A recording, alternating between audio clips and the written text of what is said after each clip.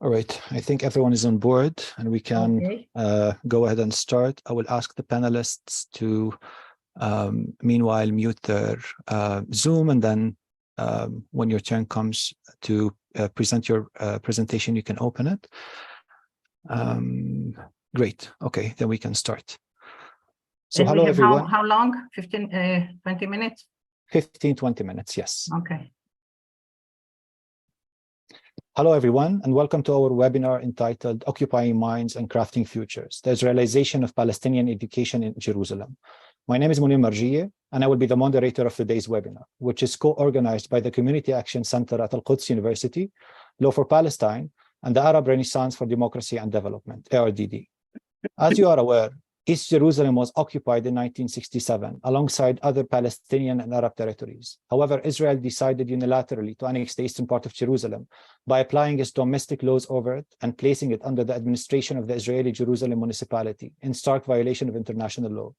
Since then, consecutive Israeli governments determined and reaffirmed two paramount objectives to lead all its policies in the illegally annexed part of the occupied city. First, to maintain a solid Jewish majority within Jerusalem's overall population, and second, to ensure that the occupied and illegally annexed eastern part will permanently remain under Israeli sovereignty and control. To realize those objectives, the Palestinian character of Jerusalem and the Palestinian identity of its Palestinian inhabitants have been subject to systematic attempts of erasure. These attempts vary, and they take different forms and shapes, manifested at times through measures that embody conspicuous physical violence, such as resorting to excessive use of force by Israel's law enforcement authorities, systematic home demolitions, appropriation of property, and the forcible transfer and expulsion of Palestinians from their occupied city. At other times, however, these attempts are manifested through ostensibly less violent measures, such as changing the Arabic names of Jerusalem's streets to Hebrew names, or channeling the Palestinian labor power to the Israeli market in a manner that preserves the power structure and relation between Palestinians and Israelis, and by doing so, perpetuating the dependency of Palestinians and the hegemony, superiority, and domination of Israelis over them, and further cement the illegal annexation of East Jerusalem. The second category of ostensibly less violent measures complements the former. While it is less physical violence, it is more psychologically abusive and aims at distilling the outcomes of the former category, including by enforcing the fragmentation of the Palestinian people, finally cutting off the territorial contiguity of the eastern part of Jerusalem from the rest of the occupied Palestinian territories, stifling the Palestinian identity of its Palestinian residents and its components, including the desire for self-determination, and detaching them from their natural Palestinian context. Notably, these attempts of erasure are also directed against the Palestinian schooling system in Jerusalem, which plays a central role in building the national narrative and maintaining the collective identity of Palestinians living therein, and is the main topic of this webinar. Aims at presenting and discussing the situation of Palestinian schools and the challenges it faces and the recent developments with that regard. In addition, and in order to capture the broader picture, a presentation addressing how Palestinians are depicted in Israeli textbooks and curriculums will be delivered as well, in an attempt to illuminate part of the links between education and the protraction of violence and instability. For that end, we have three distinguished speakers with us today, everyone with an extensive body of work in her field of expertise. With this said, I would like to introduce our panelists for today. The first panelist will be Dr. Samira Alayan, a lecturer and researcher at the Hebrew University of Jerusalem and at David Yalin College, and an expert on the Palestinian schooling system in East Jerusalem. The second speaker will be Ms. Sawsan Zahar. Sawsan is a Palestinian human rights lawyer based in Haifa, where she manages her private human rights law firm, and she also serves as an instructor at the Human Rights Clinic in Tel Aviv University. Up until August 2021, Sawsan served as the Deputy General Director and Senior Lawyer at Adala Legal Center, where she worked for 16 years. She litigated several major landmark cases before the Israeli Supreme Court on behalf of Palestinians on both sides of the Green Line in several fields of human rights, including the right to education. Our third speaker is Professor Nurit Balad Al-Khanan. Professor Nurit is a former lecturer of language education, social semiotics, and multimodality in the Hebrew University of Jerusalem, and current lecturer at David Yalin College. She has studied the various aspects of Israeli discourse of education and has published, edited, and wrote several books and many articles about classroom discourse, oral and written language development at school, and racism in the Israeli class in Israeli school books. After our three panelists will finish their interventions, Ms. Francesca Albanese, the UN Special Rapporteur on the situation of human rights in the occupied Palestinian territories, will provide us with her end comments and remarks.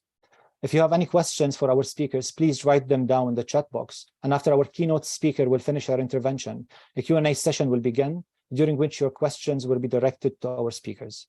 This webinar will be held in English. However, for those of you who are interested in Arabic, you can click the interpretation icon on the lower bar of the Zoom page and press on Arabic. This webinar is recorded and is live streamed on Law for Palestine's YouTube page. You can feel free to share the link with your circles, friends, and acquaintances, and the link is in the chat box.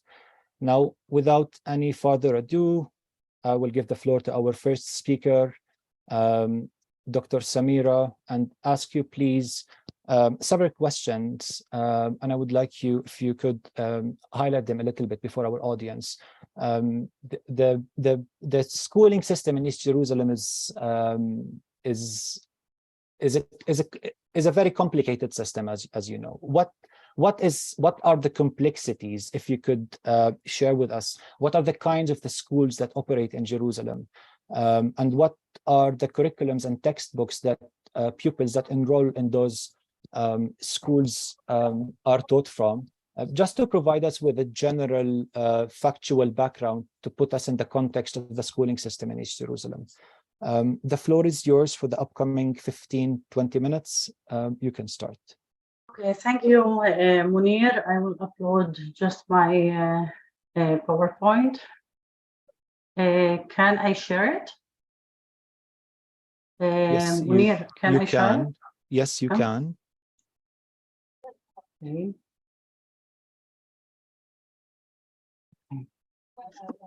Okay. So thank you, Munir, for the invitation. Because limited time, I will start to talk about the struggle over the control of the curricula and textbooks. But first, I would like to give a little bit statistics. So I will start about the the education system in Israel, how it's divided, and the system. So it's divided into two major groups. This is important to know which group we are talking about in this study. There is the Arab and the Jewish system. Each of these groups is divided also into subgroups such as religion, Orthodox, and Jews in the education Jewish sector. And if we are talking about the Arab school in Israel, we are also talking about two groups divided each other. One of them, the education of Palestinian Arab system, they are citizens of the state of Israel, and the education system of the Palestinian Arab, the resident, East Jerusalem, which this group, I will talk about it today. School in East Jerusalem, approximately we have 187 schools, Munir supervised by the Israeli Ministry of Education. We have also 732 kindergarten, but in the school we have like 113,000 students from East Jerusalem studying in the official government school and non-recognized school, both of them controlled by the state of Israel. I will start now to say what is my study built on. So I will start from the second paragraph. I believe, and many others believe, doing analysis of textbooks, that control of the education curricula and textbook content is an instrument of great power. Control serves the educational authority in order to shape identity inside the group in question. And I claim if you are controlling the curricula and the content of the curricula, and you are controlling also the teacher and the salary of the teacher, which the state of Israel do that, and I will show this soon. So you are controlling everything in the system. So because the teacher and the curricula in the Arab population is very, very important tool until today, since today. I will start about historical background about the education in East Jerusalem. I will talk about immediately, I will jump about the curricula and the conflict between Palestinian Authority and Israel. So I will start following the Arab-Israeli war in 1948, when Gaza Strip came under Egyptian administration, while the West Bank was covered by Jordan. In 1948, 1967, Palestinian students used curricula and textbooks that were composed according to the Jordanian and Egyptian education philosophies, ideologies, objectives, and goals, but were censored by the Israeli military education commentary. 1994, after the Oslo Agreement, all public education institutions were transferred to the Palestinian National Authority just after Oslo. But the Egyptian and the Jordanian textbook were still used the Palestinian school for some times until their graduate replacement by Palestinian textbook, which is a process starting in 2000, and I will show it now. 1994, 2000, the Palestinians began just to put and to include some of the material about Palestinian textbooks, but they started to draft textbooks and to take responsibility of their content, a process that began only in 2000. 2000 until today, a Palestinian textbook began published and since have been taught in almost all Palestinian schools. When I said always, in all, this means West Bank, Gaza Strip, and East Jerusalem. And of course, there is many questions to ask why East Jerusalem, if we are teaching Palestinian textbook in the West Bank and Gaza, and East Jerusalem controlled by Israel. I will explain this soon. The Palestinian Ministry of Education is responsibility for what? For the curricula, the tawjihi, examination. All of us hear about the conflict between tawjihi and Beirut these days, and a student evaluation report. So every school has to report to the Ministry of Education which student do which program, tawjihi or Beirut. Israel responsible after 1967, Israel began responsible for the following in East Jerusalem: school, building, employment and principal and teacher, allocation of budget, and more and more and more. Just on the curricula, Palestinian National Authority signs this is their responsibility. Despite the agreement between both ministries, the education system in East Jerusalem suffered from a lack of coordination and communication between both ministries. So there is no cooperation, no communication, and my study built on analysis textbook and interviews with people writing the curricula in the Ministry of Education in Ramallah. So since 1967, Israel has tried to control over the education content. A student in East Jerusalem, however, these offered largely non-successful. And I will talk now about the content because the limited time. If any question later, Munir, I will answer later. There is 2 times that the Palestinian textbook were very important and written. So the first period or the same time, the first one is 2000-2017. This time it was after Oslo process, which built on peace process, philosophy of Oslo. We have 2 states, 2 people, and we were living together in peace and harmony. Unfortunately not, but this was the vision. Okay, so the first purpose of the Palestinian National Authority is to strengthen Palestinian identity of the people in Palestine. And the textbook differentiate between Jewish and Zionist, that the conflict as being with the Zionist movement and ideology and not with Judaism. The textbook oppose and disagree with the Zionism thought and the Zionist movement, which does not recognize the right of the Palestinian people to their land and their extent as a nation. This was the main conflict with the Palestinian to show and to teach their own students. We don't have any problem with Judaism. We respect all religion, but we have problem with the Zionist ideology. And textbook include in this time also information about Judaism as a religion and Jews as a religion community, because they respect that. Okay, the Islam respect the Christianity, the Judaism, and the other religion. Zionist colonialism is a continuation of European colonialism and imperialism, and we have problem with that. This is you show in the textbook, and the content that I analyze present that. There is no stereotype images or racism images of Jews or Israeli in textbook or in textbook. Israel as a state is recognized in the map in Palestinian textbook, and I will show how. These 2 maps were in the textbook since 2000-2017, which people here, audience speak Arabic, they can read in Arabic language, Israel. So when you put Israel in the map, so you recognize the state.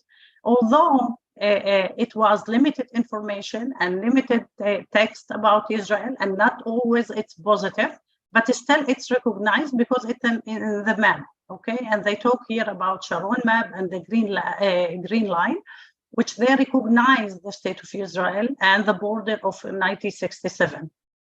Another two maps. We have this map and this map. The first one is the historical natural Palestine. When you go through this map, you see. Okay. Munir, somebody ask something? I hear noises. Okay, we continue. Historical natural Palestine. This is the map, and it was put in the textbook in 1936, which State of Israel wasn't still exist.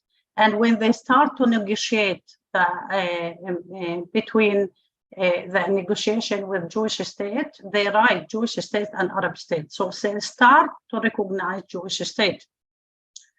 The cover of the textbooks, the first, you can see here the cover that it's mentioned Palestine and the Ministry of Education of Palestine. And this is grade 9, grade 10 is very easy to do a study in the Palestinian textbook because every grade has one book. Okay, so in that time, although the agreement, the Israeli policy regarding Palestinian textbook was control and censorship. Israel censorship the Palestinian textbook in East Jerusalem has direct censorship in the way that erasing symbol, leaving a segment, or sometimes deleting the whole pages. Israel, when the textbook entered to East Jerusalem, this is how they treat the textbooks and the student. So how that work in the field, this is the symbol of Palestine and the flag, they delete it, as you see here. And when inside the textbook also, they took away all symbol of Palestinian identity, like the flag, the national Palestinian National Authority, something that's starting with Bismillah ar-Rahman ar-Rahim, in the name of God, we're starting our textbook, and they delete it as you see here. Also, the way was to delete paragraph, a paragraph like this, when they mention the Zionism, what that mean, and what's the aim of the Zionism. You see the paragraph entered to East Jerusalem, it was full here with the content, but here when it's coming to East Jerusalem school, what's the aim of Zionism? There is no aim. They took everything because they writing one sentence. I can pass you my articles, but one of the sentence that the censorship didn't like, control of the land of the indigenous, or this movement built on racism, race, sorry, not racism, race, because it's the state of Israel built on the Jewish state, okay. This page of 55-54, it was telling information or content about the Palestinian National Authority and the Palestinian cause. This chapter deleted whole, you know, you can see here the whole chapter 54, 55, 56, 57, 58, 59, and that's it. This is how the textbook entered from Ramallah, from the West Bank to the Palestinian school. Empty pages, white pages, and the student in East Jerusalem supposed to search. But if you have a teacher that he also threat by losing her job, losing her salary, so he will not mention what in these white pages was written.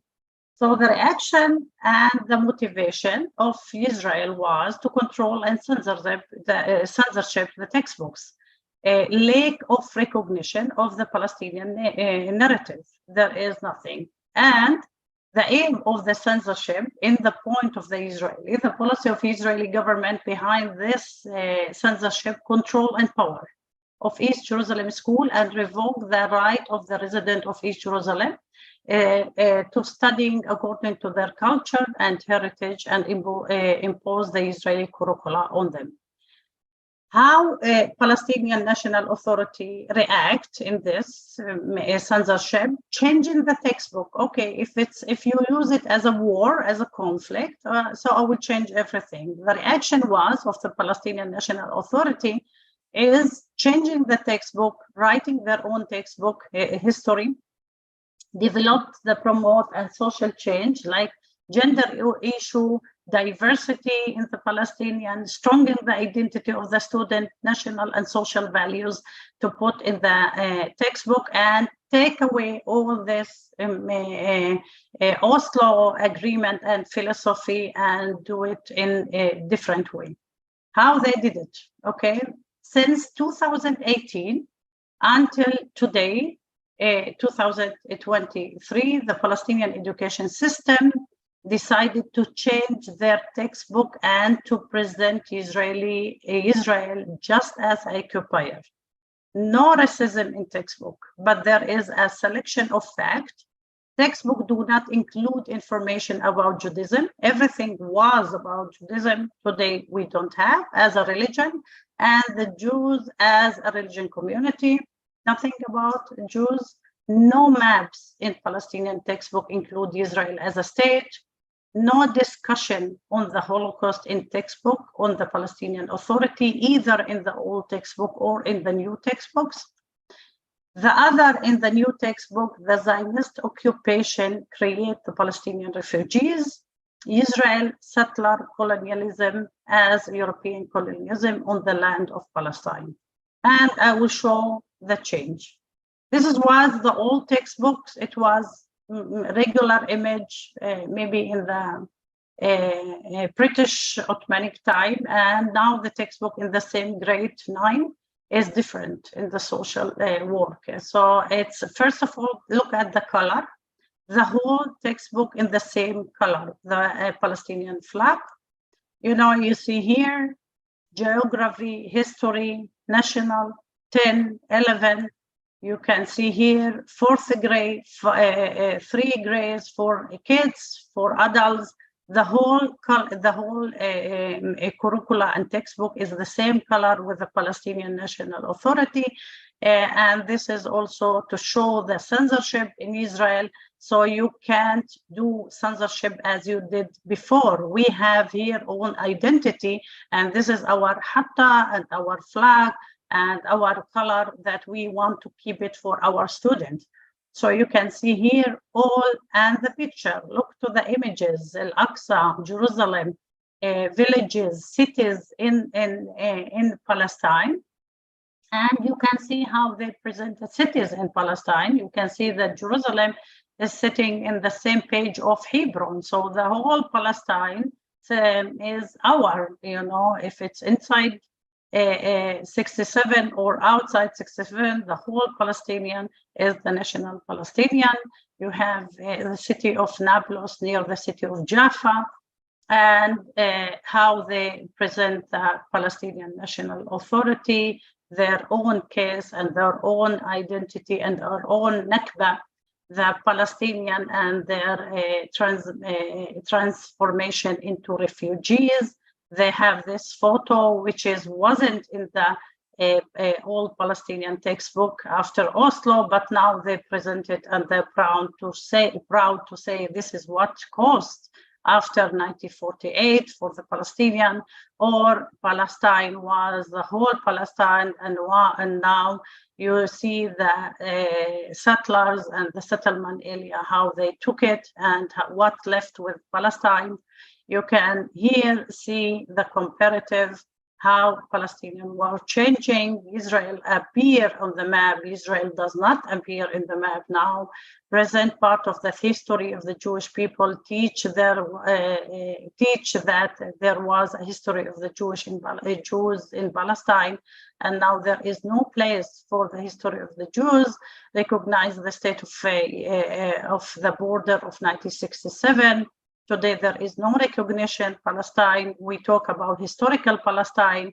Fact like apartheid and racism were mentioned in a way that does not directly blame Israel. Now we can see the Zionist occupation appear in most books, and there is not only mention about Jews. The control colonial settlement is mentioned in expressions such as apartheid and racism in the textbooks.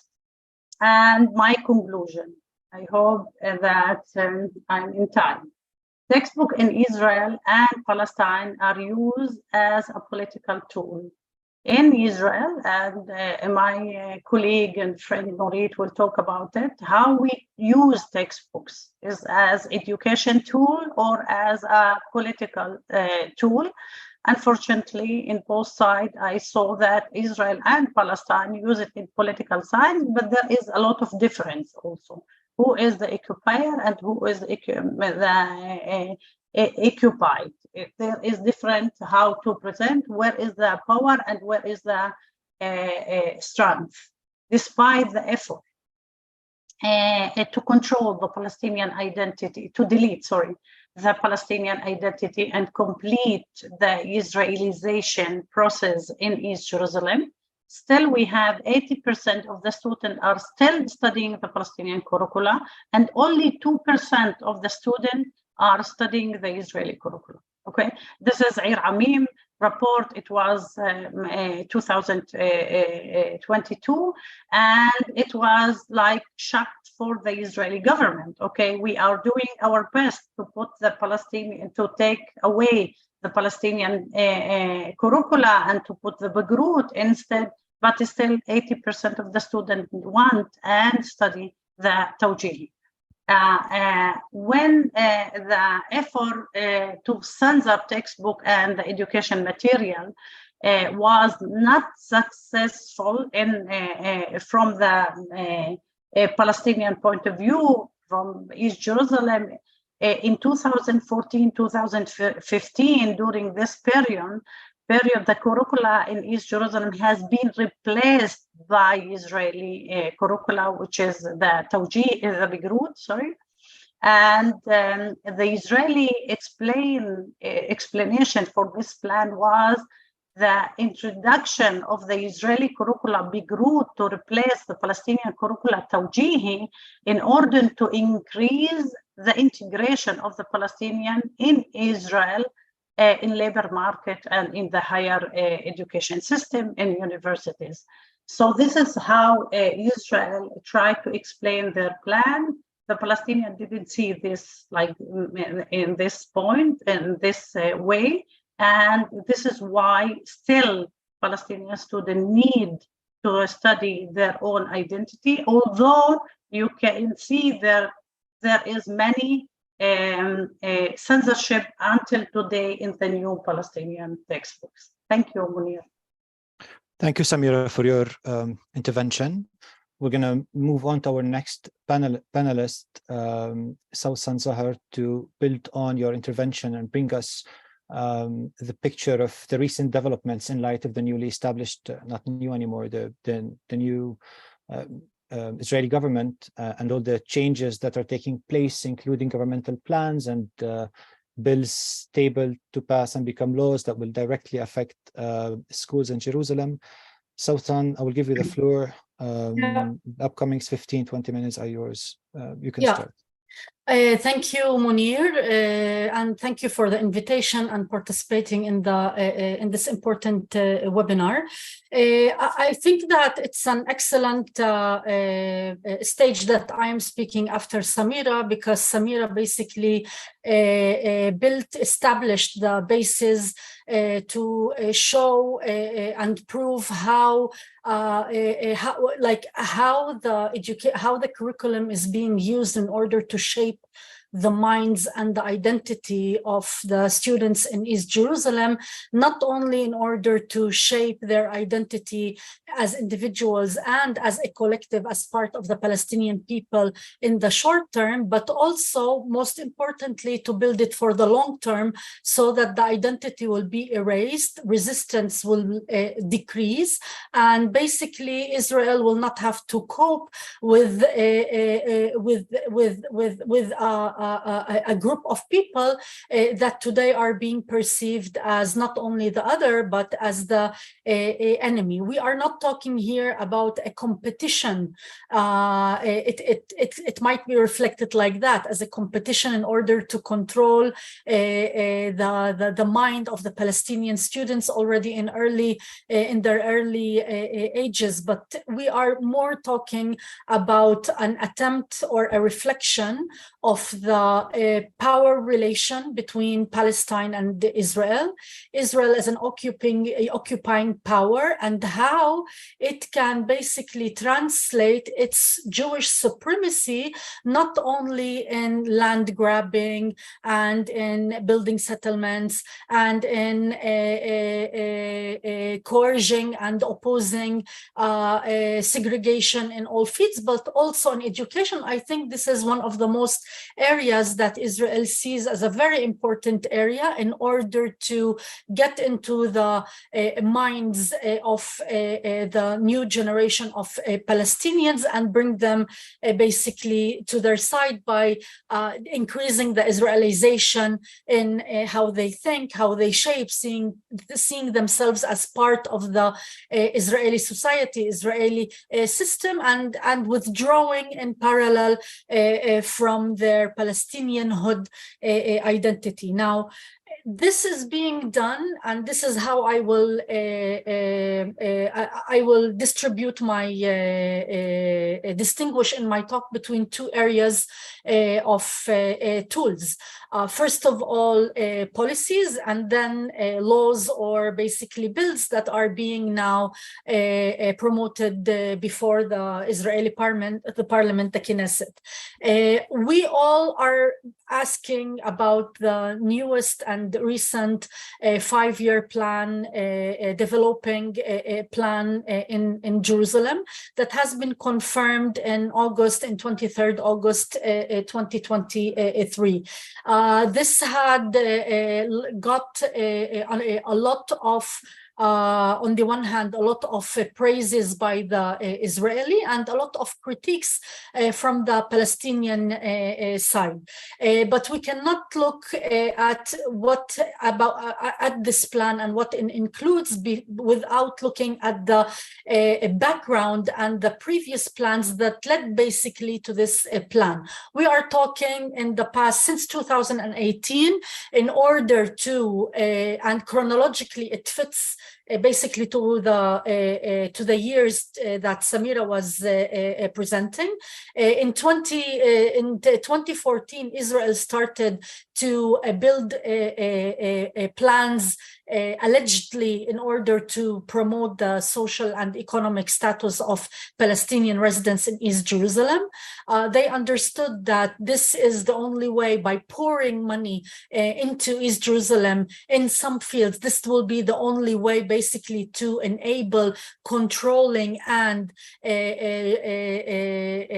integrating Palestinians to Israeli society. And when I say integrating, I'm talking basically about annexation. We're talking about annexation of the minds of Palestinians and not only annexation of the Palestinian land.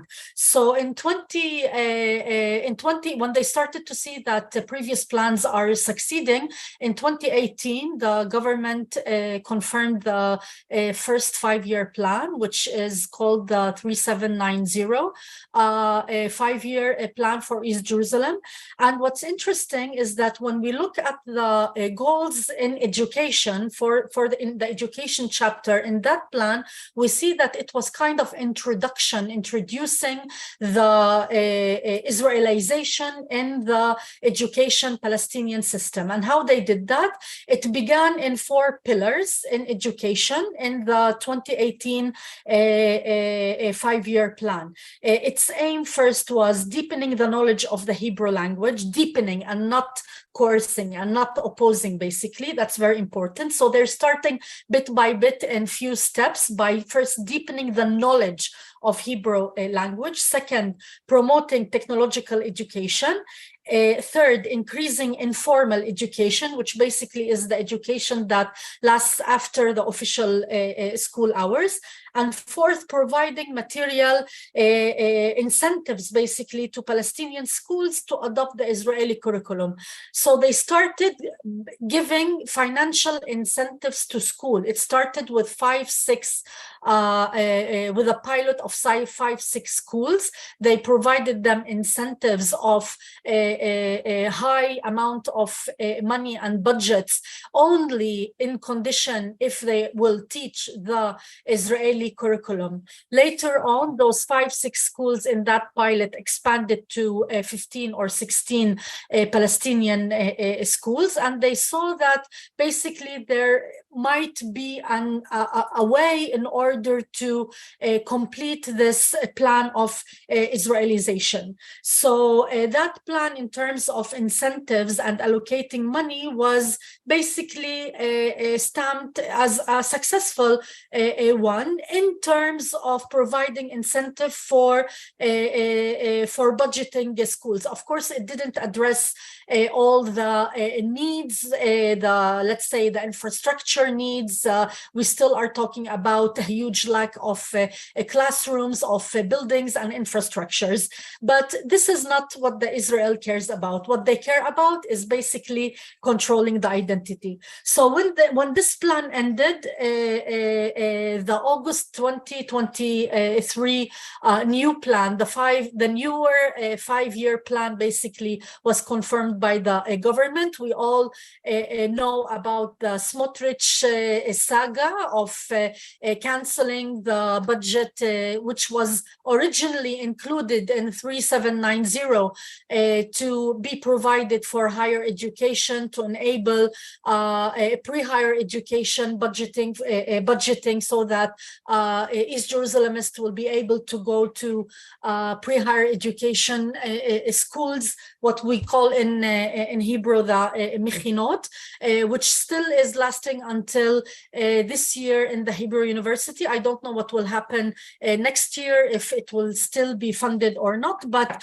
the saga of Smotrich was that he didn't want to allocate the budget on this article, claiming that it encourages Palestinian young people in higher education to basically to support terrorism and act in and basically implement and commit terror acts. Eventually, this budget, it was a condition of Smotrich to back up and support it in August, but this article was integrated in the new plan, but not under the higher education article, but under the employment article. Now, this is basically the plan. It doesn't only talk about education. It has more than, it has a lot of, like the budget is very high, targeting also employment, targeting health, targeting infrastructure, targeting official services. But money and budget is not the important thing in my mind in this plan. What matters is the motive and the political motive of this plan. So basically, after reading the new plan in light of the introduction that was in 2018 in 3790, it's about time to talk about the motive and what Israel indeed wants in this so-called promoting the social and economic status. And how the Israeli law basically works in order to make this plan succeed. First of all, in both the plans, the 2018 and the 2023 are based in their introduction on two important things. The first thing is that the goal of this plan is to strengthen Jerusalem as the capital of the state of Israel by strengthening the social and economic status of the capital of Israel, including the status of Palestinians in it. And how the budgeting and the strengthening is being done, it's being done based on Article 4B of the Basic Law, Jerusalem, the capital of Israel. So we basically are talking about a plan that is an implementation of the constitution of the state of Israel, the basic law, which has a constitutional status, so that the budget allocation will not be able to be challenged on a legal level. And when we're talking about the basic law and not a regular law, as I said, it has a constitutional status. We know that the political aim of the basic law, Jerusalem, the capital of Israel, in how it is being viewed in the basic law, is basically annexation of East Jerusalem, viewing Jerusalem as the united Jerusalem as the capital of Israel. All this is in contrast of international law, in contrast of two major decisions of international courts. First, that 2004 decision of the ICJ, of the opinion of the ICJ, the International Court of Justice, that dealt with the legality of the separation wall, and saw East Jerusalem as an occupied territory, as part of the Palestinian occupied territory. And the second decision is the decision of the ICC from February 2022, which also saw that the ICC has a jurisdiction on all the Palestinian, on all the OPT, on the territories which included East Jerusalem. So the political motive of these plans, even if we're talking only about budget, is basically a political one, which wants to integrate and try to, through allocating money, try to control the minds of the Palestinian students. And we should also bear in mind that only those who will get the budget from Israel will be only those schools that will teach the Israeli curriculum will get the budget. And we all know that the economic and financial situation of a lot of schools, Palestinian schools in East Jerusalem, is very, very poor. And they're basically very hungry, if I might say this word, for budgeting, and it might be a very easy trap for them. The second basic law that works, that operates here, is the basic law of the Jewish nation state, which basically gives exclusive right for self-determination for Jews only. It sees again Jerusalem as the capital of the state, the united Jerusalem as the capital of the state of Israel, and it sees basically it gives a constitutional legitimacy and justification for Jewish supremacy, which basically enables Israel to come and say, "We'll give you money, you teach the curriculum," and that's very easy. Now, another legal aspect to all this shift and the attempt to impose the Israeli curriculum is basically, bit by bit, they will basically try and judge all these schools based on the Israeli formal education law from the early 50s. Now, schools that teach based on the Bagrut, they are abide by the Israeli law, by the official, by the formal education law from the early 50s. And now when we look at Article 2 of this law, we see that it sets all the goals, and the goals are very interesting here to implement the political motive also in Jerusalem. It talks about the goals of the formal education in Israel basically are to promote loyalty to the state of Israel.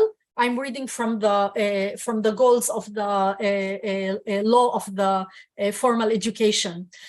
To be loyal to the state, to educate children to be loyal to the state of Israel, to contribute and volunteer, basically being in the military service, to teach and internalize all the principles in the Independence Declaration of Israel and the values of the State of Israel as a Jewish and democratic state, to learn about the history of the Jewish people and the land of Israel, to learn about Jewish culture and the Holocaust, and not only educate but also to respect. All these are in the goals of this formal education law, where all these Palestinian schools, when they will all turn to the Bagrut, and like from the Tawjih to the Bagrut, they will be abide by it. And once they will be abide by it and they control it, none of these will be able not to basically argue that they shouldn't, or they have the right not to teach the Holocaust, or not to teach about the Jewish history, and not to teach about all the and internalize basically about all the purposes that I said. So basically, if I get back just to make sure that so basically what this plan wants to do, after knowing the political motive of it, is that it wants, again, in the sub-articles of it, it aims in the chapter of education to integrate Palestinian residents in the general Israeli and economy society. First of all, through the increase of the students that are learning the Bagrut. If we were speaking before in 2018 about deepening the knowledge, now we are in the Hebrew language. Now we are not talking about deepening, but also teaching. And the second article is increasing the knowledge of the linguistic orientation of the Hebrew language, so that and there's indicators to increase it from 30% to 50%, and so on. The other interesting thing in the plan is that it also applies on teachers. Teachers in these schools will also have to take a course of Hebrew, so that they will be able to teach it on a perfect level, or at least on an excellent level in schools. And as I said before, to strengthen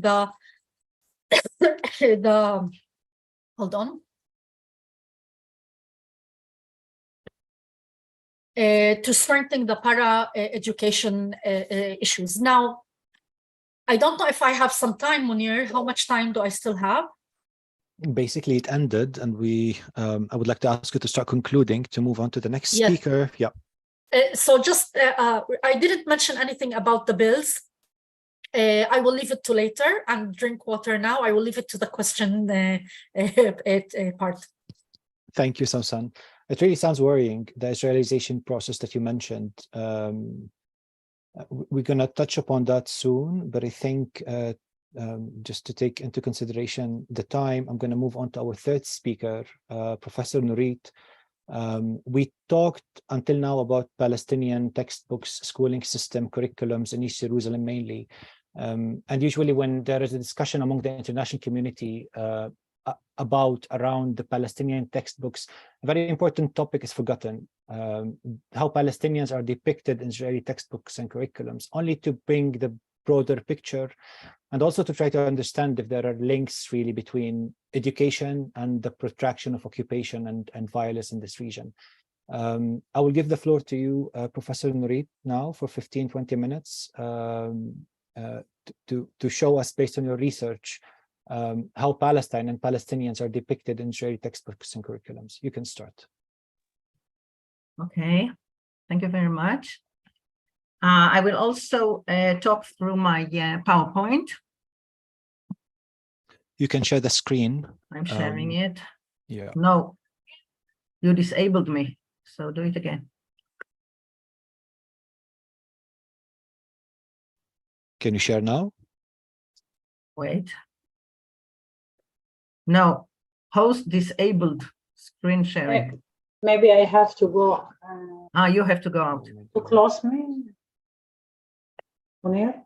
Stop sharing. Let me do it.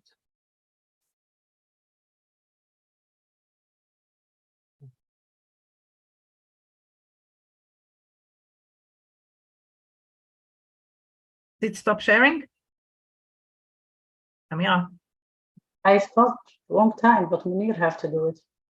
now you have to, No, you can just press the share screen. yeah, but I press it, it said host Yeah. disabled. Try now, please.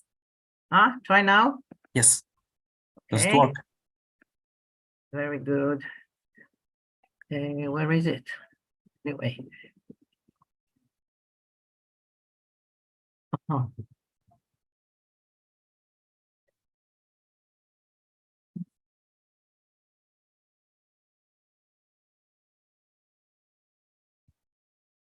Professor Nurit, you should have a tiny greenish share screen wait. button. Yeah. I should find it first.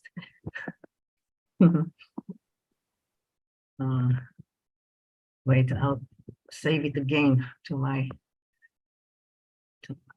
desktop. And desktop. Okay.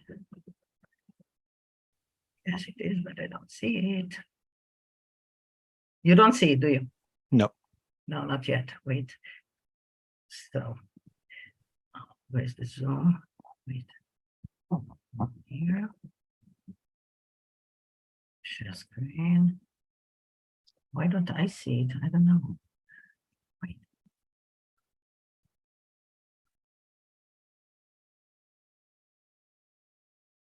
No. Now we have it, Professor Nurit. You see the PowerPoint? Now it disappeared again. We had you it for a saw, moment. you saw the PowerPoint? Yes. You did? What is that? Notifications. I don't want notifications. You did. So wait.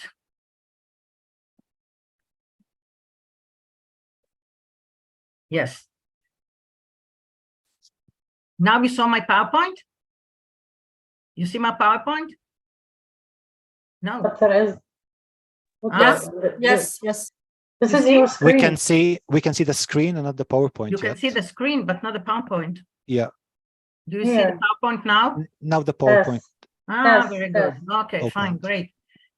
Wait, just move you. Okay.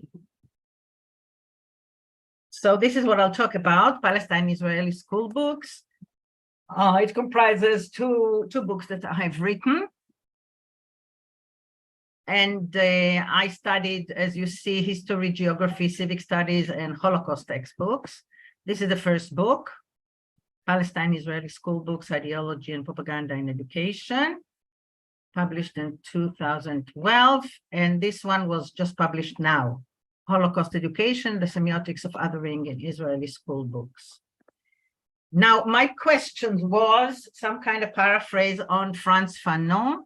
How do the oppressors educate the children? How do we educate children to become these people? Okay? It takes a lot of education to do that. And of course, textbooks are only part of education, but they do reflect most of the aspects of general education. So how do we educate people to kill children without scruples, or maybe with scruples, and do what they do? Now, both speakers before me said that textbooks are political and not only educational, but if they were not political, they wouldn't have been textbooks. Because if it's not for a tool for the government to mold and to engineer new citizens, we wouldn't have needed school books. We could have used regular history books, geography books, and so on. So school books from the beginning are a tool of the state to mold and to form the future citizens, and they have to obey a lot of rules that reflect the interest of the governments to educate. That's why whenever a government changes, there are fights about the school books. So Israeli school books, as you see, are meant to legitimate the Zionist project of conquest and settlement to both Jewish and Palestinian Arab students in Israel, and I mean the citizens. Now, this is something that really had been a big scandal in Israel only a week ago, when someone discovered that in a fourth grade state school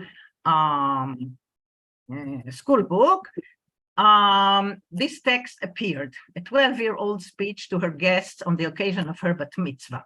Dear guests, I thank you for coming to our beautiful settlement Ofra. Those who don't know what Ofra is, it's one of the first illegal settlements. From the day we were born, our parents have asked us to be committed to the people of Israel, to the Torah of Israel, and to the land of Israel. We know it is only a holy commandment to settle the land and to continue the way of the pioneers here in the country of the Bible. Pay attention, the elements are the state of Israel, the Torah of Israel, and the Bible. Okay, in our settlement of Ra. In our extended family, there are people who think we have no right to live here in Ofra because the Arabs lived here while the people of Israel was in exile against two major notions. One, that the Palestinians are not Palestinians, but Arabs, so they can go to any other Arab country and settle there. And the other one is that the Jewish people have been in exile, for thousands and thousands of years. The settlement in this region is justified, in our opinion, by the Bible and the tradition, and is important from a security point of view. Another principle which is not true and not proved and so on, but is major in education. Our houses were built on the state lands. State lands are the lands confiscated from Palestinians. They are called state lands. And we are trying to keep a good relationship with our Arab neighbors. Another principle of settlements, that we want to live in peace, okay? Us and our neighbors, even though we live on their land. So all this is wrapped up in this speech of a little girl. The parents were shocked, and the books were collected from all the schools in Israel. Nobody studies this book again. And, now in Israel, there is some kind of awakening to a lot of things. So this is one of them. So what are the basic assumptions in all school books to which this book responds? First of all, what exists? Jewish historical rights on the land of Israel, yes, and Palestine, except for the 2,000 years we were in exile, which is nothing. Anti-Semitism, everybody hates us. Everybody wants to exterminate us. And therefore, what is good and desirable is Jewish state, Jewish majority. This is the main thing. Israeli control as a guarantee against another Holocaust. This is very important to remember. For example, here in a teacher's guide for second grade, 7-year-old children, the students will understand that during World War II, the Jews did not have a state. That's why they perished. The establishment of the state of Israel guarantees our security and safety. We are in conflict with the neighboring countries and with all the Arab countries, but now we can defend ourselves. The conflation of Nazi Germany with all the Arabs is very frequent in speeches of the prime minister and other people, politicians, and here it is also in the teacher's guide. 70 years ago, they could exterminate us because we didn't have a state and an army, but today they cannot. Of course, they don't speak about the Germans because the Germans are our friends. So the state of Israel never encouraged peace education or any official mixing between Jews and Palestinian students. Even in the college where Samira and I work, there is a program of preparing Arab teachers to be Hebrew teachers in East Jerusalem. It's a huge program with a lot of money. And one of the problems the professors were talking about in a meeting was how to make these people, these Arab students who are going to be Hebrew teachers and they don't know any Hebrew, to make them speak more Hebrew. And I suggested to create projects with the Jewish students because they all learn in the same building in the same college, and everybody was appalled by this suggestion. Nevertheless, when you enter Israeli schools, you immediately see the slogans, love the other, respect differences, and the other is me. There is a huge project called The Other Is Me, but who are these others? History curriculum has also set as one of its objectives to promote understanding towards others. But the others that are there are not the objects of love and identifications. Usually you have chapters about an Israeli boy meeting a French boy or an English boy, and he's other.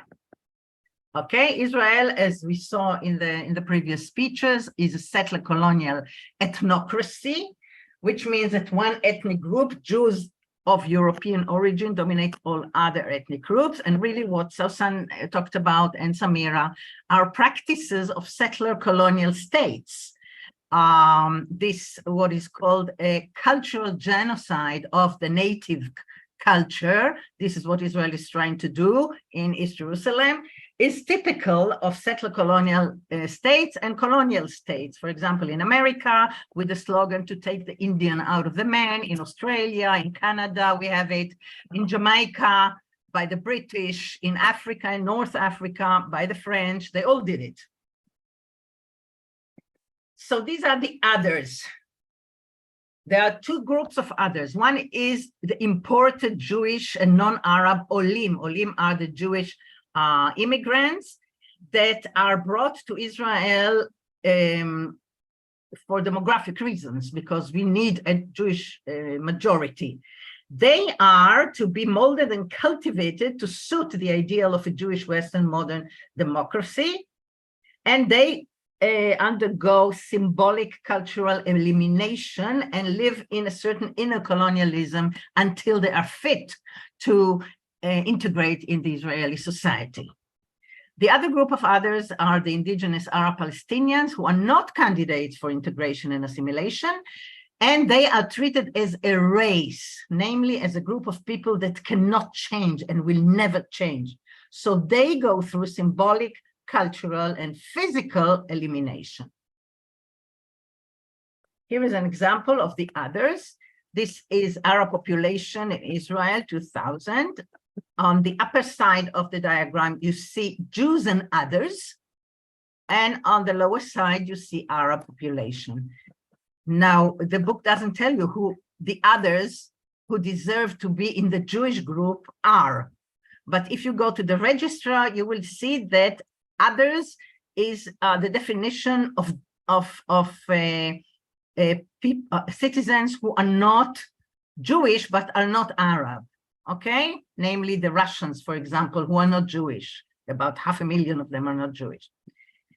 Also, note that the figurines that represent the Jews and others have no ethnic signs at all. You cannot tell if they are Jews or Christian or whatever, whereas the Arabs are represented by two racist icons of the Alibaba with a camel and his crouching wife. Now, Palestinian, in Bauman's words, like all weeds, must be segregated, contained, prevented from spreading, removed, and kept outside the society boundaries. If all these means prove insufficient, they must be killed. Okay, this was true for the Jews in Germany. This is true for Palestinians here. How do you convince people and students that these people need to be excluded and eliminated? So first of all, you turn them into abstraction. In all the hundreds and hundreds of textbooks in Israel, textbooks are a private industry. It's not commissioned by the Ministry of Education, but all the books have to receive authorization from the ministry. And in all these books, including books that are called the Arabs in our country or something like that, the Arabs of Israel, you don't see one photograph of an Arab human being like us. They are an abstraction. And when you deal with abstraction, moral and ethical rules do not interfere. They are a category, okay? For example, Palestinians are defined as the refugee problem, developmental problem, demographic problem, security threat, sometimes security nightmare. And those problems that books tell you must be solved, but you don't see them, all right? For example, this picture is defined as the Palestinian problem. There's nothing Palestinian about it, but it gives you the impression that the Palestinians are some kind of ecological, environmental problem. Okay, and this problem acts by itself. It is self-directed. It is independent of human action or cause. Although Israel came victorious out of the survival war that was forced upon her, the Palestinian problem would poison for more than a generation the relationships of Israel with the Arab world and the international community. Here is another one, Jabalia refugee camp, that is defined as the crowded place in the world. They show it from above and you don't see people at all. And this is, as Van Leeuwen said about Dutch books that show the third world, the angle of the pilot who flies too high to be able to see on whom he's dropping the bomb. And of course, this is what Israeli children are educated to be, these pilots. I don't know if you heard this woman pilot a few days ago, but this is what they're educated to be. Nobody, of course, sees these pictures or this picture. One textbook only showed a checkpoint, but as you see, it's a kind of a flying checkpoint. One day it's there, one day it's not. And the people against whom the checkpoint was built are not there. So it seems rather a nice job for the future to be, for the future soldiers.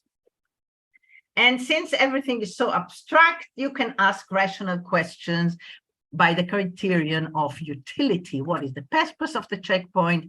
How does it represent our defensive democracy? What about administrative detention? Is it good? Is it bad? Everything in the abstract. And again, nobody sees that. Of course, nobody sees that or that. Or that. This is this little girl when she was arrested.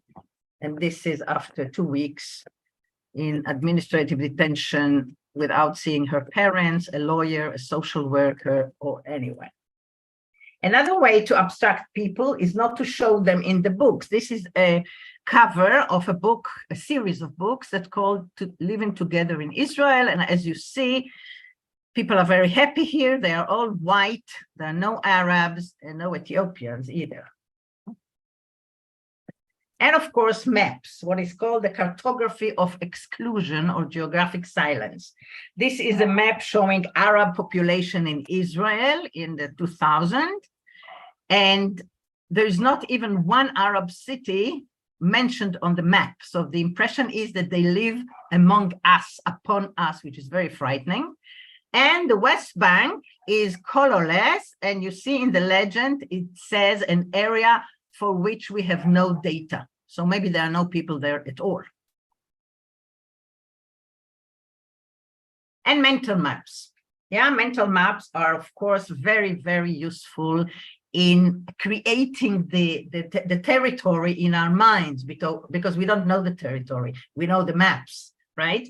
So factors that inhibit the development of the Arab villages are far from the center, the roads to them are difficult, and they have remained out of the process of change and development.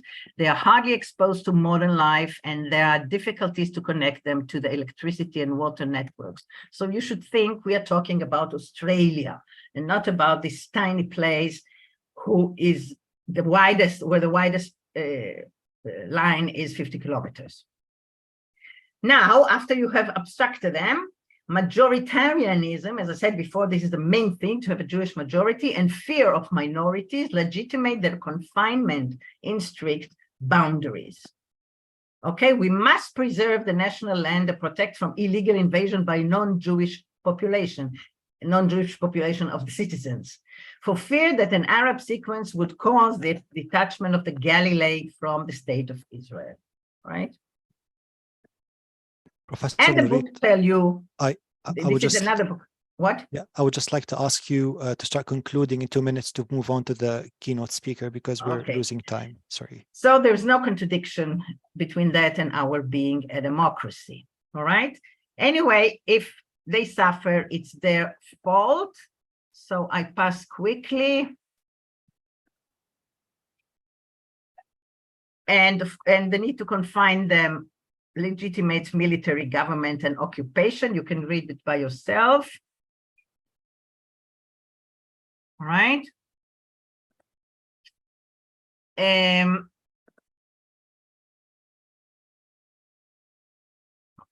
Okay, I cannot show you all this. And these books use racist discourse in order to vilify and humiliate the Arabs. They are traditional. Okay, they object to change and so on and so forth. They don't pay taxes. And of course, showing them by stereotypes. This is one stereotype, this is another, and this is another. And all that, of course, legitimates their killing. Just one quote: the escape of the Arabs following the Deir Yassin massacre solved a terrifying demographic problem. And even a moderate person such as the first President Weizmann talked about it as a miracle. All right. And the overall claim is positive outcome for us may condone or overlook evil done to them in whatever way. All this is meant to eliminate the danger of a second Holocaust. So we see the phenomena of Nazification of the Palestinians. I will finish here. In a book that prepares students for the matriculation in history, in the chapter called The Formation of Holocaust Remembrance, the only thing that is written is about Palestinian terrorist attacks that expose the weakness and vulnerability of the Jews in Israel and led them to identify with Holocaust victims, which means that these terrorist attacks that are interpreted by the world and by everybody else as acts of resistance to occupation are presented as anti-Semitic, heinous, Nazi-like crimes. All right? Here I conclude. The books develop a rhetoric of victimhood and power. We are the internal victim. We are in internal danger. That's why we have to be very powerful. And Palestinians are presented both as superfluous, vile, and lawless barbarians, and as almighty Nazi predators. This, of course, enhances what is called elite racism that is produced in higher places like school books, papers, academic discourse, political speeches, and is meant to really maintain an apartheid situation where there is no mingling, no mixing, no any kind of intercourse, cultural or any other. Thank you. Thank you, Professor Nurit, for this very interesting presentation and this very compelling point of view, I would say. With your presentation, we're going to move on to Francesca Albanese, the UN Special Rapporteur on the situation of human rights in the OPT, given the first two presentations and Professor Nurit's and some recent developments that are taking place on the ground in terms of inspectors going to Palestinian schools in East Jerusalem, checking their backpacks, checking if they have the altered version of the PA textbooks or the Israeli one or the original PA textbooks, going to schools and checking the bags of students before they enter the school. And this has been happening in the past 2 months. We'll give the floor to you to provide us with your point of view from an international law point of view and what is taking place. So the floor is yours. Thank you very much, Munir, and I wish to express my gratitude to all of you, the Community Action Center of Al-Quds University and Law for Palestine, for organizing this event. It was terrific. I know I knew already most of the speakers. I had the privilege to read their work in the case of Professor Peled and work with the others, and I continue to learn. So thank you very much for this. I admit that discussing international law in light of the facts that have been evoked give rise to a sense of cognitive dissonance because of the stark disparity between the legal principles that we teach and preach as international lawyers and the harsh realities on the ground. But still, I think it's important. I mean, what I tell myself is international law is important because it provides a way out to correct and redress the current anomalies or the current monstrosities, because by listening to what has been said and seeing what triggers this and what risks to continuing trigger this, I do believe that we really need a powerful intervention, and international law is the alternative to despair, is the alternative to brutal force. So yeah. Munir, before I proceed, how much time do I have? I think we said that the webinar will end at 7:30 Jerusalem time, but we're gonna stretch it a little bit more since we started late. So okay, I will start. 15 minutes. Yeah. So let me start. I will start with the conclusion and then I will provide argument. But my legal assessment is that since education serves a vital arena for cultivating culture and identity, what Israel does is denying the right to education to the Palestinian as a people in contravention of international law. And why so? Israel contravenes its obligations as an occupying power under international humanitarian law, which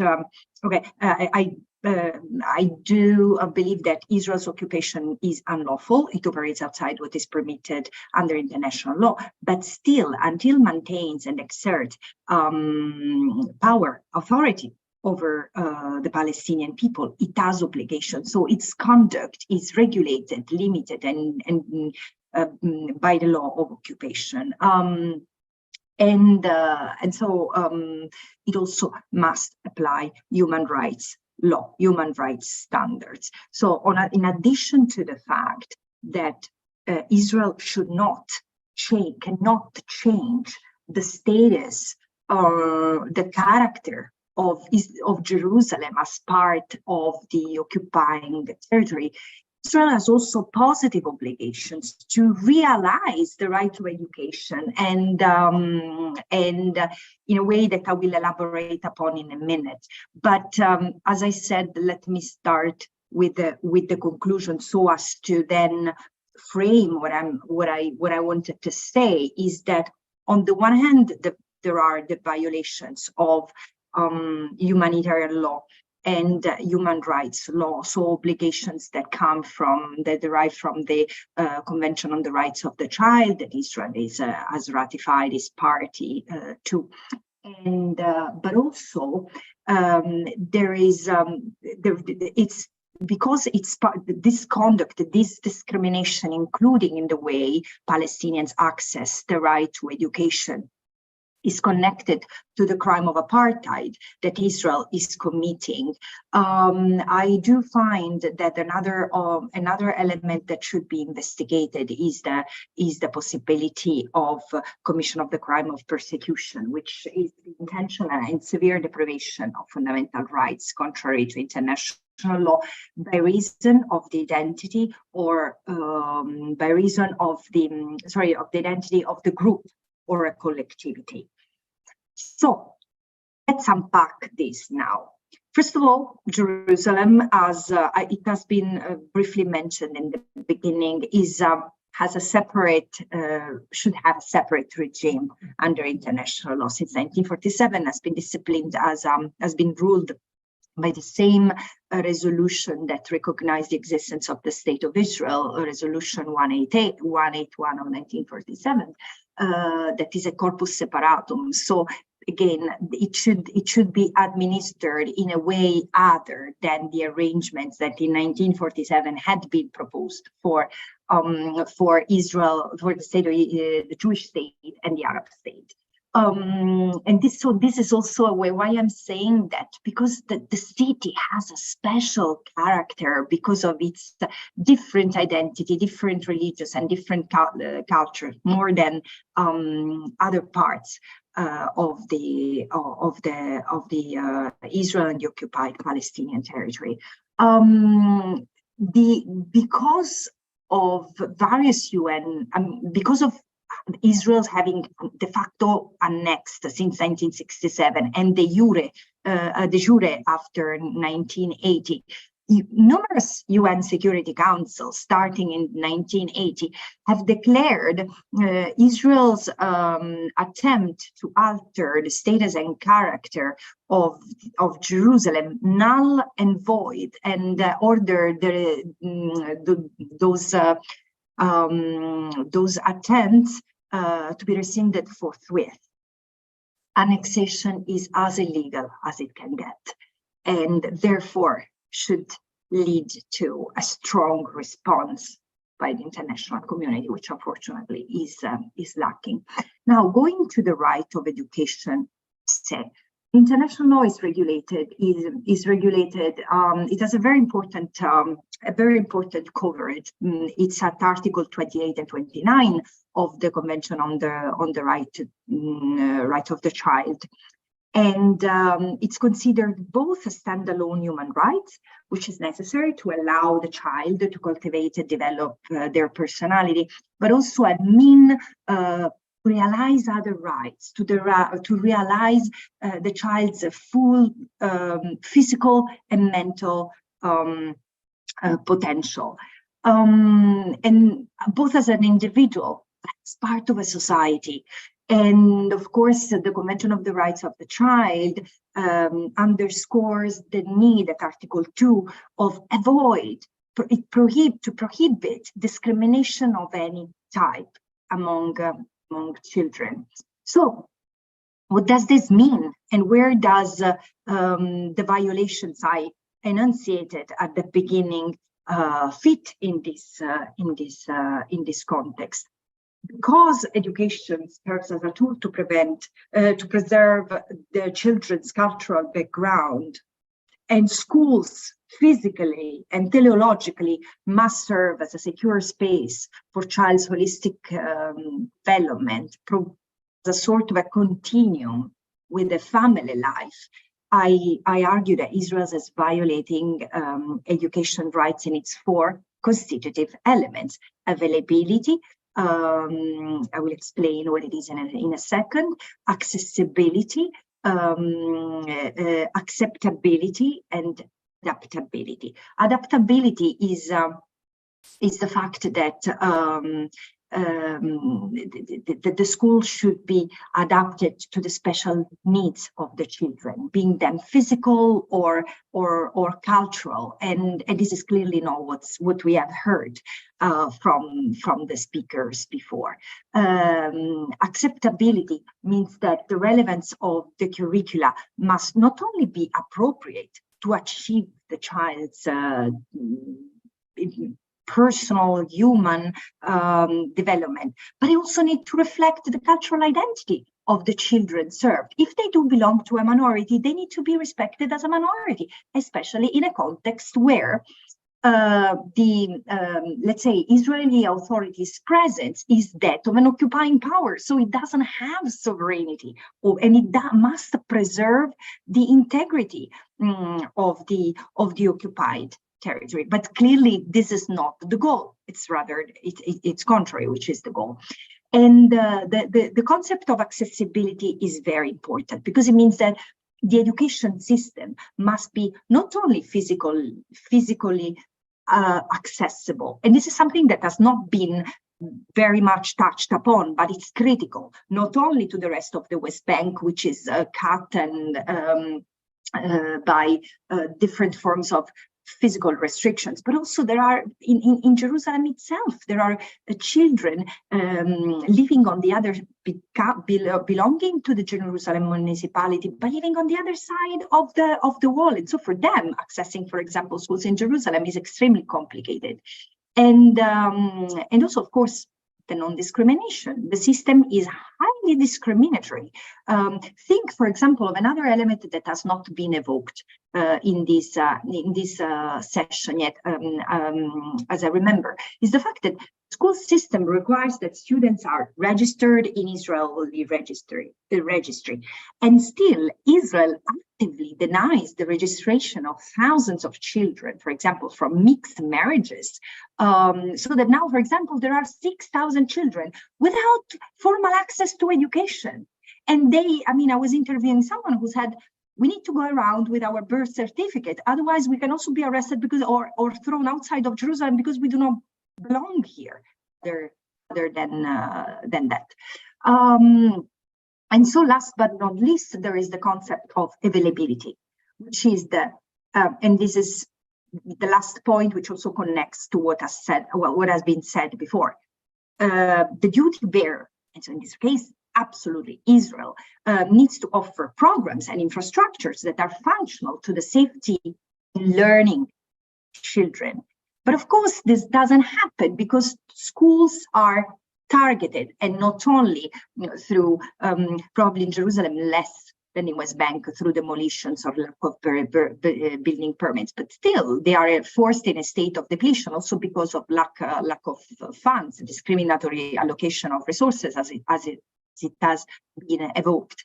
But also there is the question of the curricula, because this is the way Palestinians connect their own identity to the past and the future. And these tactics are employed in order to exert control over the collective consciousness of the occupied Palestinian population, reinforcing the apartheid regime that sustains Israel domination and continue to de-Palestinize the occupied territory. In East Jerusalem, this is more noticeable than elsewhere in the occupied Palestinian territory, in my view, because as Rania Mohareb calls it, Jerusalem is the settler colonial frontier, where the colonizer daily meets the colonized. And so there is not that physical separation that exists, for example, between the colonies and the rest of the occupied territory. In Jerusalem, they do meet. And this is where apartheid, by default, is more evident and needs to continue to be enforced as such in order to maintain the domination that has been discussed so far. I will stop here so that we can also possibly have some questions from the floor or among us. Thank you so much, Francesca, for putting us in the legal context of the right to education for Palestinians in Jerusalem, given the status of Jerusalem under international law. I think now we can move to the questions. We're up of time has ended basically for the webinar, but we have a couple of questions in the Q&A box. So there is a question for Samira, I believe. Is there a program to develop the skills of teachers in order to teach the Israeli curriculum in East Jerusalem? And what are the steps that you recommend for, I believe, the PA, the Jerusalemite government, maybe the PA, to promote the Palestinian identity in Jerusalem? Okay, thank you, Munir. But allow me, I promise there is another question which is very important. A woman didn't want to mention her name, so I will not mention it. She asked me in my presentation, I didn't mention many things about East Jerusalem, and I admit that East Jerusalem suffered from many other issues more than just the curricular poverty. She's right, and lack of opportunities to get good jobs. And this is what lead East Jerusalem teachers and other residents to choose the big route toward the Tawjihi. I'm aware about the fact there is a poverty, and I don't mind what the resident will choose, big route or Tawjihi. In my other study, I have to mention that there is negative in both curricula, in my opinion. But if the government tried to force this curricula without any intervene of the population, what to teach their kids in the school, there is no any solution to take this and to feed the people in East Jerusalem the Beirut. The Palestinian inside Israel suffered from the Beirut many years in history and civic, and they have negotiated this since the 50s, and they want to change the history because it's bring just one narrative to the Palestinian, the Israeli narrative. There is no mention of the Palestinian narrative in any way, in any books, in any subject. So my argument was in this to show how they do the censorship. I think Sausan add many issues in my talk about the legal issue. What we try to say that I know there is no opportunity, and many people from East Jerusalem want to go to the universities and to get new opportunities and good job, and they can choose the Israeli curricula, but they have to know that the Israeli curricula in history and civic, there is nothing mentioned about the Palestinian identity, and there is no discussion with the citizen, with the resident about that. And if Israel want to oppose and to bring the Israeli curricula, I think in my point of view, they have to bring East Jerusalem to decide which kind of content they have to teach their kids. This is my point for the lady that sent me private message. About the developing teaching skill, yes. There is many programs, they try to help teachers from East Jerusalem in the Hebrew University, in the Vidyaline and other universities, but this is both institute which I am familiar and know. They try to give skills how to teach, which is very difficult to teach, democracy for residentship with when they are not a citizenship, how to be a good citizenship, and it's very, very difficult but kind of complicated. But I know about some program which is the Ministry of Education do it in for East Jerusalem teacher how to teach in a good way, okay?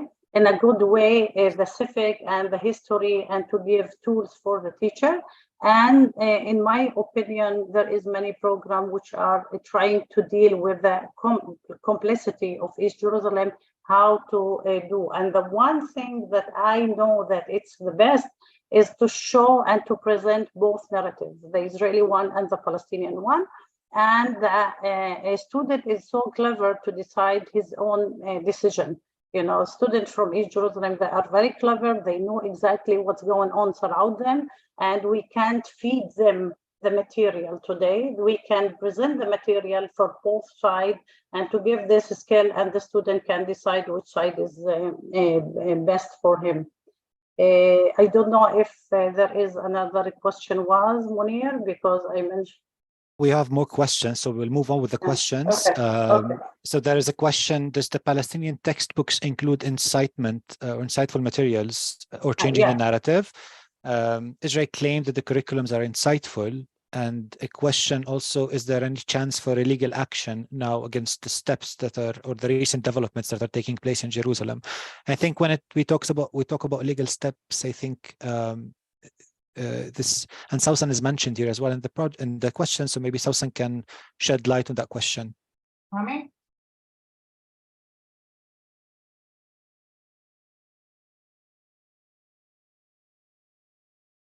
Who's now, Samira or me?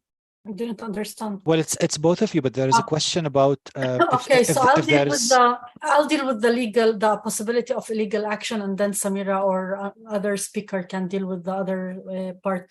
I think the question here is not about whether there is a possibility for a legal action. If you really want, you can always be creative, even though you can come and say, you know, you can rely on the right to dignity and the right to freedom of expression, and some of the goals in the formal education law that it basically allows to acknowledge the Arabic language and heritage. You can also rely on international, but this is not it. The question shouldn't be about, and it never actually was about using the legal tools in order basically to achieve some rights and benefits for residents in East Jerusalem, especially when we're talking about social and economic rights, like where they are an active demand, not a defensive demand from the state of Israel as an occupying power. Because the meaning of initiating a legal action to ask for Israel not to interfere, not to intervene and enable us Palestinians to have more budgets so that we can operate our own independent Palestinian schools with independent curriculum that will strengthen the Palestinian narrative. This is not something that you ask from the occupier. This is something that you resist for. So it's an issue of political resistance and not legal resistance, especially when you are talking about education, about health, about infrastructure. This has been for a long time the strategic line of a lot of Palestinian organizations, not only in East Jerusalem, but on Israel, is that you don't approach the Israeli Supreme Court in order to get more benefits and more budget or prevent the Ministry of Education to interfere, because we all know that the courts, and including the Supreme Court, operates legally based on Israeli law, based on what I mentioned, the basic law, Jerusalem as the capital of Israel, the basic law, the Jewish nation state law, the formal education law, and these laws are basically based on the fact and on the political duality definition of Israel for the Jewish people and Israel as a Jewish and democratic state. So this is on the one hand. The second issue is that let's not forget that we're talking about an occupied territory based also on international recognition. And in a lot of the petitions that were submitted to the Supreme Court that relate to East Jerusalem rather than the West Bank, especially when Palestinians submitted the petitions, of course, they would base it on international law, humanitarian law, and illustrate the obligation of Israel as an occupying power. All these arguments are not acceptable, will be dismissed by the Israeli court because Israel does not see Jerusalem as occupied. So again, it's not about what we can do here legally, it's how we can resist politically for this against this these attempts. Thank you, Sausan. I can see that there are more questions, but I fear that we are 15 minutes beyond the time designated for this webinar, so I will have to conclude. And thank you all for your presentations. Munir, can I add just about the incitement? Because this is important. Yes, There but very quickly, Samira, please. Yeah, because I saw many. There is no incitement in the Palestinian textbooks. What people and the report people is reading a lot impact, you know, and in impact report there is a lot of incitement and hate in the Palestinian textbook. It's very, very important to say that the Palestinian textbook is controlled and controlled by direct censorship by Israel and indirect by the European nation. So they can't write whatever they want in freedom and to write many other things against the state of Israel because they not send them any budget or any service to create their own textbooks. So this is important to the definition between textbooks and notebooks. Notebooks, anyone, you, Munir, myself, anyone can write notebook, put it beside the textbooks and teach the student. I don't know what's going on in Gaza, but I know what's going in East Jerusalem very, very clear and deep.